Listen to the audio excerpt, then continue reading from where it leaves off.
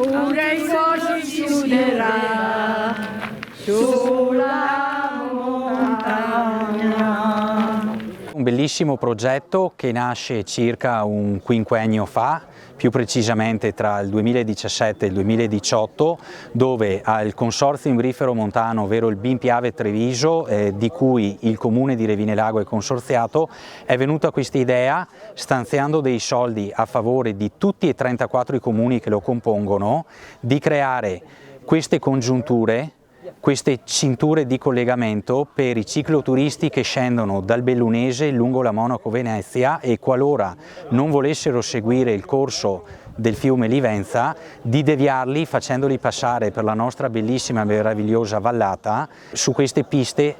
ciclabili per portarli poi lungo il Soligo e farli finire nella Piave. Primo stralcio inaugurato finalmente oggi dopo 1000 insidie, una pandemia, un caro prezzi dovuto a una speculazione, un conflitto geopolitico, molta fatica nell'approvvigionamento dei materiali, tempistiche d'attesa per avere tutti i nulla osta da parte degli enti sovracomunali, ma ce l'abbiamo fatta. Questo primo stralcio parte al confine con Longhere, frazione del comune di Vittorio Veneto, perché la partenza di questo pettine di intersezione, che abbiamo deciso di chiamare la Piave come la pista ciclabile già esistente, è stato voluto di ridare lo stesso nome, parte dalla piazza di Longhere dal campanile. Adesso Longhere avvierà nel più breve tempo possibile i lavori.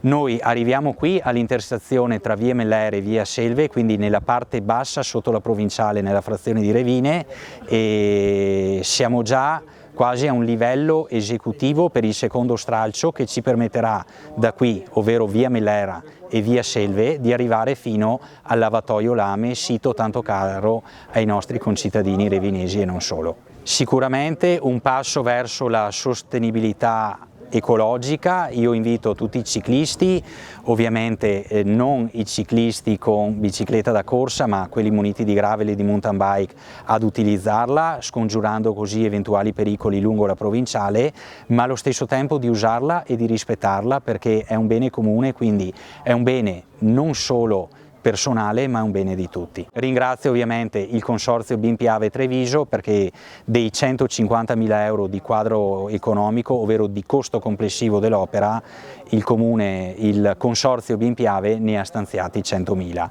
Gli altri 50 sono stati stanziati con avanzo di amministrazione comunale. Quindi un grande grazie al Consorzio BIM Piave Treviso, di cui facciamo parte. È un piacere giornate come queste, perché dimostrano la messa a terra dei contributi del Consorzio, quindi un grazie e un complimenti al Sindaco Magagnin e al suo gruppo per questa opera importante per i cittadini di Revinelago e anche per i turisti che sempre più affollano le nostre colline.